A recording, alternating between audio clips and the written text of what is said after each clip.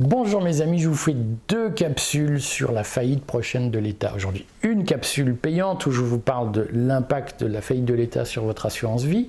Regardez là, ça peut être intéressant. C'est sur la chaîne Patrimoine, 4,99 € par mois. C'est une chaîne qui vous fait gagner de l'argent, donc qui s'adresse aux épargnants, ceux qui ont un peu de patrimoine, pas forcément beaucoup. Mais donc, si on vous fait gagner un peu d'argent, on considère que vous demandez 5 € par mois pour gagner de l'argent, c'est pas énorme. Et puis ça nous évite d'avoir des commentateurs désagréables qui nous expliquent qu'on est des salauds d'avoir de l'argent. Voilà, je le redis, cette chaîne, elle s'adresse aux gens qui sont pour l'effort, pas aux gens qui sont pour la pensée magique. Et donc je vous fais une première capsule qui va s'appeler « La Sainte Vierge et la faillite de l'État ». Parce que effectivement, je vois très largement des gens hypnotisés par la conviction qu'il n'est pas vrai que les finances publiques sont dans une situation difficile. Alors, on redit ce qui s'est passé hier. Bruno Le Maire a annoncé que le déficit de l'État serait de 5,6% du PIB en fin d'année 2024 au lieu de 5,1% comme c'était prévu par le budget initial. Ça veut dire quoi? Je le redis, le PIB, donc le produit intérieur brut, c'est 3 000 milliards d'euros à peu près. Hein, on fait à la louche 3 000 milliards d'euros. Donc si on a 5,6% de déficit de l'État, eh bien vous faites le calcul, 1% c'est 30 milliards, 5% c'est 150 milliards, 5,6% c'est à la louche 180 milliards de déficit. C'est à peu près de cet ordre-là, 195 milliards de déficit, et on s'était engagé à n'avoir que 5%, c'est-à-dire à la louche, enfin 5,1%, c'est-à-dire à la louche 150 milliards. Donc on a dérivé de 30 milliards par rapport aux engagements que nous avions pris, et on va vivre le même phénomène qu'en février. Vous vous souvenez qu'en février 2024, Bruno Le Maire avait révélé que le déficit budgétaire 2023 était plus important qu'annoncé, et donc ça a valu déjà une dégradation de la note de la France et l'entrée de la France dans une spirale négative avec une procédure bruxelloise, donc de la Commission européenne, pour déficit excessif contre la France. La France s'est engagée à assainir ses finances publiques et on le voit, les finances publiques dérivent. Alors, si vous êtes abonné au Courrier des Stratèges, vous n'êtes pas surpris puisque je vous en parle régulièrement. J'avais annoncé au mois de juin qu'il y avait une dérive du déficit. Je l'ai confirmé au mois d'août. Alors pourquoi je le savais à l'avance? Parce que je lis la situation mensuelle du budget de l'État et que les dérives auxquelles on assiste sont des dérives qui sont connues depuis plusieurs mois. Bruno Le Maire ne l'a pas caché. Il a dit moi je le sais depuis plusieurs mois qu'il va y avoir un dérapage et chers amis, j'ai proposé 15 milliards d'économies supplémentaires pour 2024 dont Emmanuel Macron n'a pas voulu. Donc allez vous faire foutre, c'est à peu près ça que dit Bruno Le Maire, et sur le fond il n'a pas complètement tort. Simplement, aujourd'hui il y a une majorité dans ce pays pour contester la nécessité de faire des économies. Il y a probablement une majorité qui se prononcera en faveur de l'augmentation des impôts. Moi, vous le savez, sur le Courrier cet été, je me suis prononcé pour l'arrivée de Lucie Castet à Matignon parce que je pense qu'il est nécessaire que ce pays vive sa faillite, vive son écroulement narcissique. Plein de gens s'imaginent que la France est très au-dessus de ce qu'elle est réellement et ils se disent mais c'est pas possible qu'on nous demande des efforts à nous qui sommes des gens magnifiques. D'ailleurs j'ai vu dans la vidéo de tel ou tel influenceur, il nous dit nous sommes magnifiques et Macron, l'horrible néolibéral, nous explique qu'on doit faire des efforts. Alors, je ne vais pas rentrer dans toutes ces polémiques. Moi, ce que je souhaite, c'est que la France fasse faillite. Et je le redis, je crois que c'est la seule façon de reconstruire ce pays, de le relever, et c'est la seule façon de dissiper la pensée magique de la Sainte Vierge. C'est-à-dire que plein de Français disent « mais où est passé le pognon ?» On ne sait pas où va le pognon. Il y a 30 milliards de déficit non prévu ou 15 milliards de déficit non prévu. Mais où va l'argent? C'est Macron qui le détourne. Alors de temps en temps, on vous dit c'est Macron qui le détourne. De temps en temps, on vous dit c'est BlackRock. De temps en temps, on vous dit mais tout ça, c'est des jeux d'écriture, ça n'existe pas. Bref, il y a toute une série de pensées magiques pour expliquer que ceux qui vous disent qu'il y a un problème de finances publiques sont d'horribles néolibéraux qui détestent l'humain et qui veulent l'effondrement de l'État, hein, qui veulent vendre la France avant-garde. Tout un tas de théories délirantes quand on dit aux gens, écoutez, ce qui est bien, c'est de vivre dans une société de confiance où on n'a pas un contrôleur URSSAF derrière chaque patron, un flic ou un inspecteur des impôts derrière chaque Français, où on peut se dire on prête de l'argent à ses enfants sans avoir « Ah, c'est une opération fiscalisée ». Nous, ce qu'on veut, c'est une société où on s'organise entre nous et où on a le moins d'emmerdes administratives possible. Nous, on ne veut pas... le triomphe du capitalisme et de la loi de la jungle. Hein.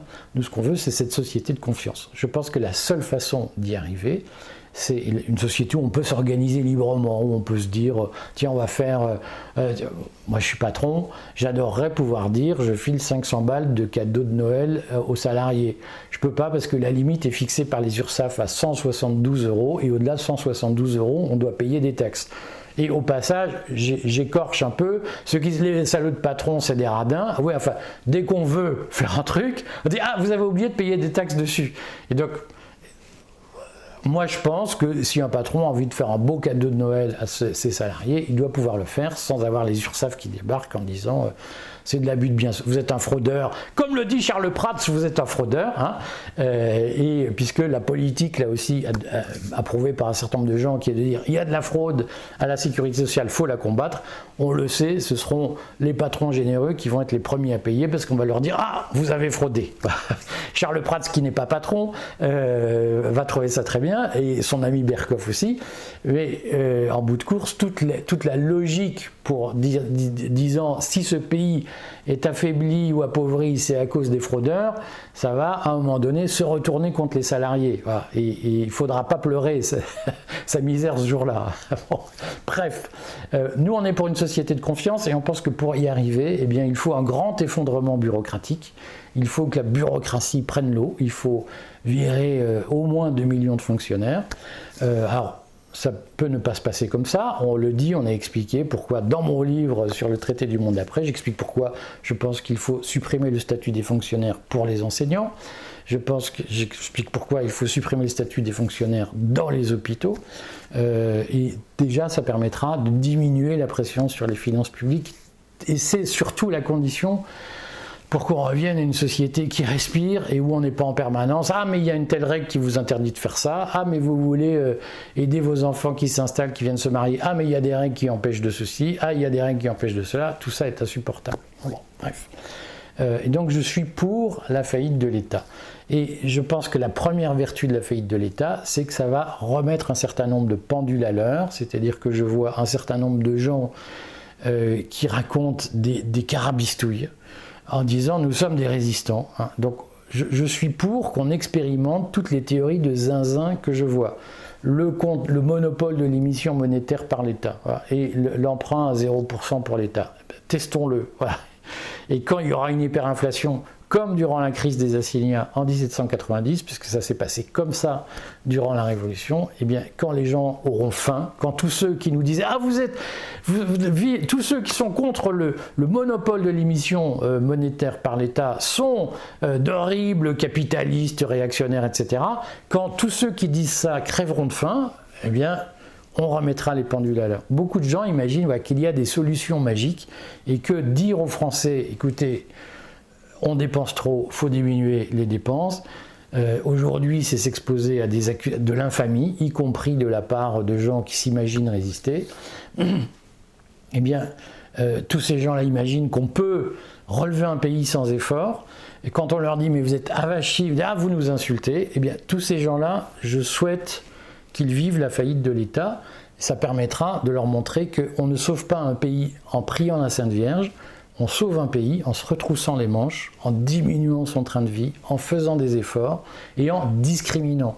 C'est-à-dire que ceux qui travaillent et qui produisent, ils doivent être récompensés. Et ceux qui ont la flemme et qui trouvent que 35 heures par semaine, c'est déjà trop et que c'est jamais assez bien payé, eh bien, il faut leur dire, écoute, tu vas vivre moins bien. Voilà. Et en revanche, il y a des mecs qui bossent et qui sont là pour faire tourner les administrations. Moi, j'ai été fonctionnaire.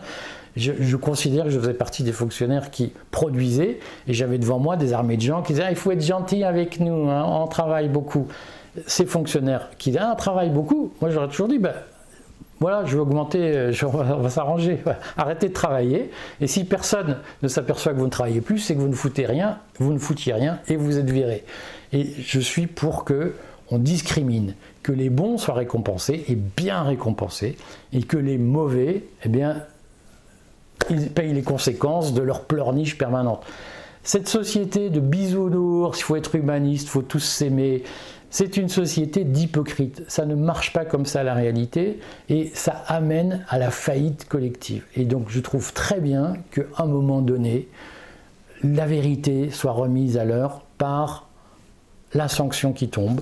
Et vous allez voir, quand nous ferons faillite, il n'y aura aucune Sainte Vierge pour nous sauver. Alors la Sainte Vierge, elle existe sans doute, mais pas dans les finances publiques.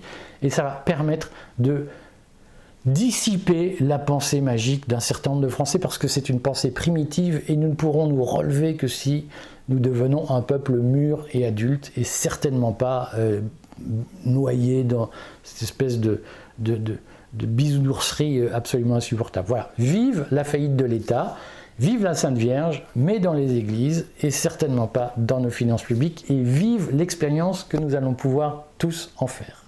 À bientôt. Ne manquez pas la vidéo sur la faillite de l'État et l'assurance vie.